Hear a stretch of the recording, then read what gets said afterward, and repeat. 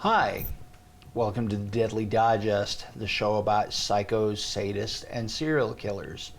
My name's C.F. Roberts. I'm a writer and videographer and a bunch of other stuff. And I'm going to turn you over to my co-host. Hi, I'm your co-host Delaney Bartlett. I'm a true crime and horror writer. And thanks for coming back to part 2 of our case studying the Central Park Jogger, where we're actually going to start talking about the real perpetrator who attacked Tricia Melee. His name was Matias Reyes, and he was born in 1971 in Puerto Rico, but he moved to the United States when he was still pretty small.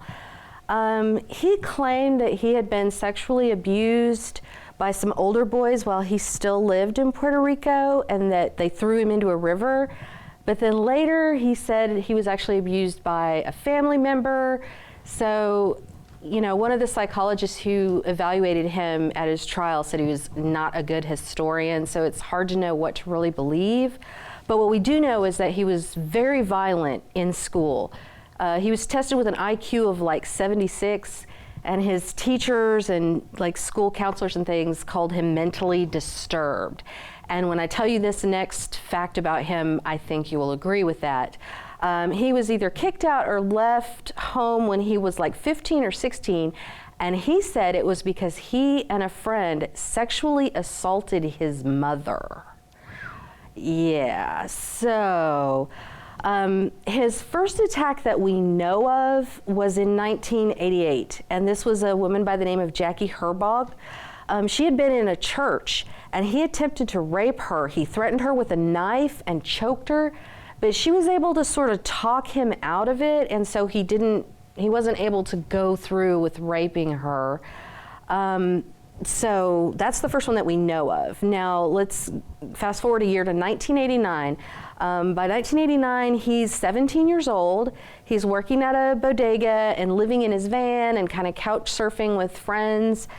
And 1989, April of 1989, this is the point where we really see law enforcement drop the ball. Mm-hmm. Because 2 days before the attack on Tricia Melee, he attacked, beat, and attempted to rape a woman in Central Park. She was in the park doing Tai Chi, and he attacked her, started beating her, and began to attempt raping her, but a passerby caught him, and so he ran off.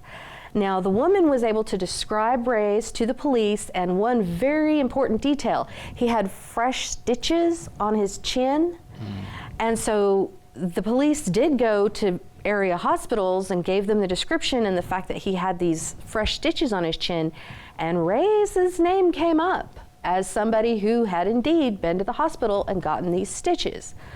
But the lead investigator was taken off the case and nobody followed up on it.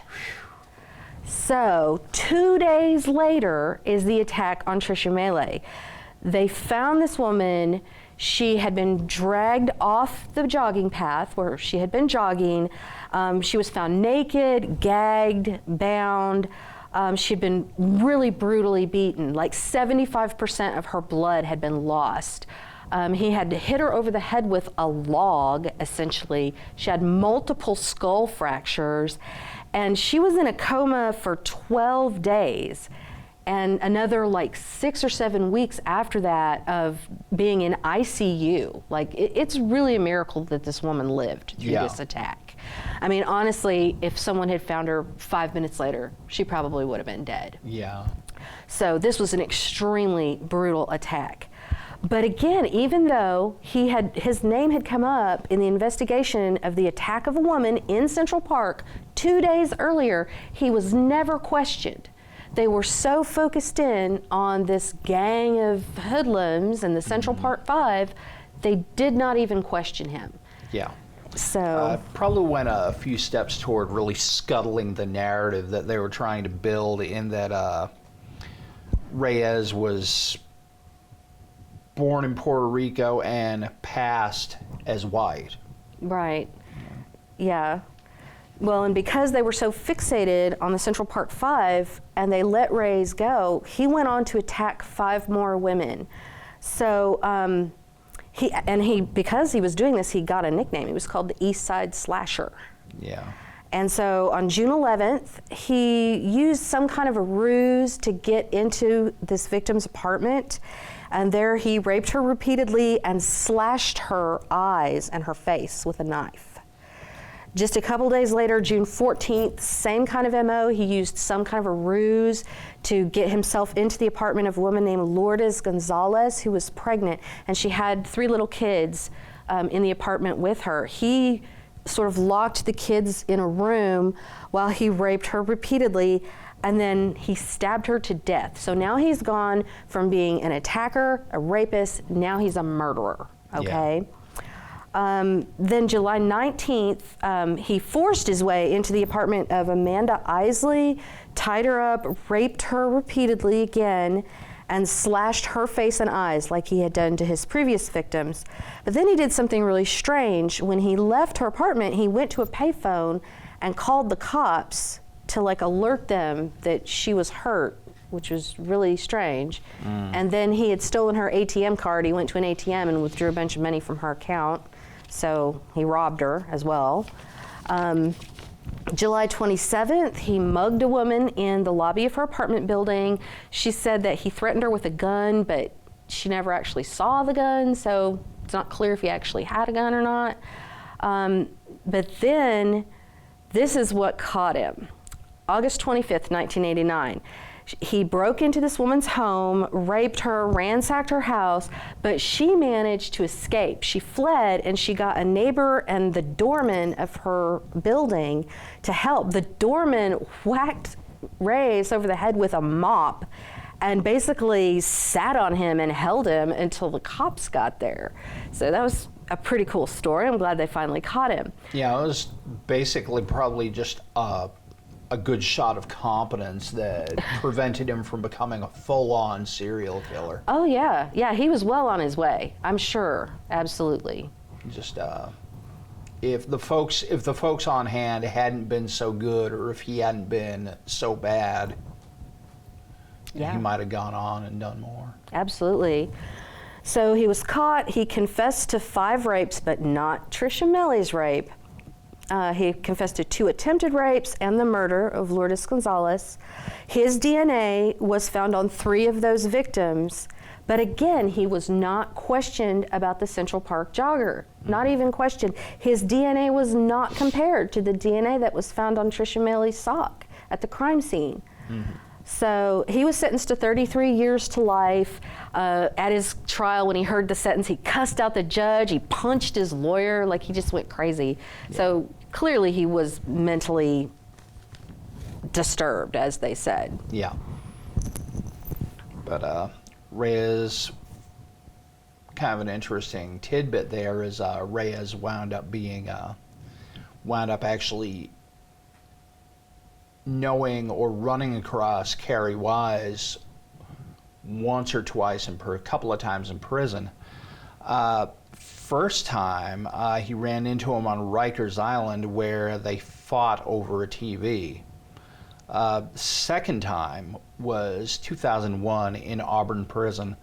And Reyes had found Jesus at that point, and he spotted Wise and asked him, "Are you still in for that?" And he at the time, I guess, had found Jesus and decided that he had to clear the air for that, and he wound up confessing to the crime. But even though he had done that, that took a number of times to go through and be recognized. Like the statute of limitations. Yeah, it was already up. It was already up. So he couldn't be tried or, get any other kind of punishment for it. Yeah, which is fairly disturbing in and of itself. And yeah. But he's still in the Hooskow, and he's up for parole in 2022. Yeah, probably won't get parole. I'm hopefully he's not going to get it. But again, we get this this kind of whole thing. I don't know. The thing that disturbed me the most with this case was just the overt racism that came to the surface with a lot of the public. Absolutely. And I mean, and it was rampant and it was virulent So I don't want to downplay or minimize her suffering in any way. I feel like I've been the bad guy who just keeps doing that. But not to be a chud, but if Melee had been white and upper, if she hadn't been white or upper class, would the widespread outrage and publicity been there? Exactly. And I think that's true. I think that's a good point to make, that because it fit that perfect racist fairy tale of the out of control, animalistic, kids of color attacking, this pure white woman. I mean, that's the racist fairy tale since the beginning of racism, basically. Yeah. And it also sold papers, again, going back to like we talked about with the West Memphis 3. Yeah. That it was, the more they sensationalized it, even though it was against the truth and against justice, it sold papers. Yeah. It got people to watch the news. So. Yeah. A nice way of looking at the way things work. Okay, well, I'm going to talk a little bit about the aftermath of the case anyway. Melee suffered traumatic brain injury. It still manifests the after effects of the attack, including memory loss. She published a memoir and became an inspirational speaker, works with victims of sexual assault and brain injury at Mount Sinai Hospital. On December 19th, 2002, the Central Park Five's convictions were vacated. New York City settled for $40 million in 2014. McRae, Santana, and Salam now live in Georgia. Richardson moved to New Jersey. Wise is the only member of the five still living in New York, and boy, if there was one person I think would want to scrape New York off his heels, it would have been Wise. Right. Again, changed his name to Corey. Most of them have continued advocacy for criminal justice reform. Donald Trump still has not rescinded any of his earlier statements. Yeah, despite the DNA evidence. Despite the DNA evidence. Yeah. Science, what's that? Right. He goes with his gut. Well, so obviously this case got a lot of attention recently with Ava DuVernay's Netflix series, When They See Us. Yeah. And that's kind of what got us interested in covering this case for the show, I think. Yeah. So one interesting part of it was that the prosecutor in that case, Linda Fairstein, kind of faced a little bit of backlash after that series aired. Yeah. So she had gone on to become a crime novelist. And so there became this trending hashtag cancel Linda Fairstein. Have you read any of her stuff? No. Now I don't want to. It's cancel Linda Fairstein. So people boycotted her books, and under pressure, her publisher and her agents dropped her. She closed down her Twitter account and resigned from the boards of all the nonprofits that she had been serving on.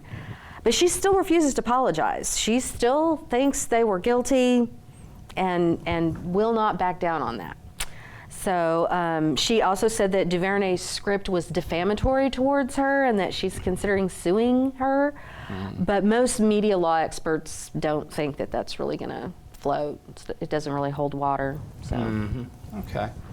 Well, now we've come to my favorite part of the show, which is the What Have We Learned segment. And, well, for starters, we learned that Donald Trump has always been a dick. Yeah, a racist dick. Yeah. He still says they're guilty. Yeah, it says they, quote-unquote, admitted it. Right. And so if you're poor and black, the system can do whatever it wants to you. Right. And, I mean, I'm really glad that Tricia Melee did get justice eventually in her case, that she was believed. I'm sorry that she had to obviously suffer such a brutal attack, but... Yeah, from which she never really has recovered. Right, right. But she's like the exception that proves the rule, because, I mean, she was wealthy and white, but she also was obviously attacked. So, I do think that her class and her race probably didn't help her because there would have been no denying it. You know, even if it was a poor black woman, like obviously this poor woman has been attacked and raped. Yeah. But for people who have been victims of sexual assault that aren't so obvious, like hers was, there's just barriers every step of the way for sexual assault victims. The Rape, Abuse, and Incest National Network puts out statistics that out of every 1,000 rapes, 995 of those perpetrators walk free. The system puts up barriers at every single step in the process, from the police discouraging victims from prosecuting, to not processing rape kits in a timely manner, to not really investigating sexual assaults with the same thoroughness that they do other types of crimes.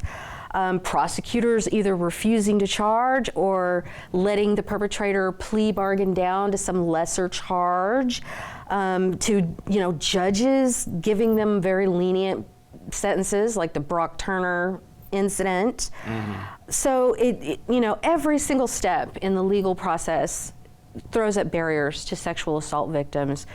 And kind of going back to that first step, if the New York Police Department had followed up on that attack in Central Park 2 days before Trisha Meili's attack, he would have been arrested. Matthias Reyes would not have been free to go on and attack these other women and murder Lourdes Gonzalez. So, obviously, Reyes is the one who's responsible, no doubt about that. But I do put a little bit of that responsibility on the New York Police Department as well. Mm-hmm. Well, thanks for joining us here at the Deadly Digest, and we hope to see you back soon with our next episode, where we'll be bringing you more psycho, sadist, serial killer fun. Ciao.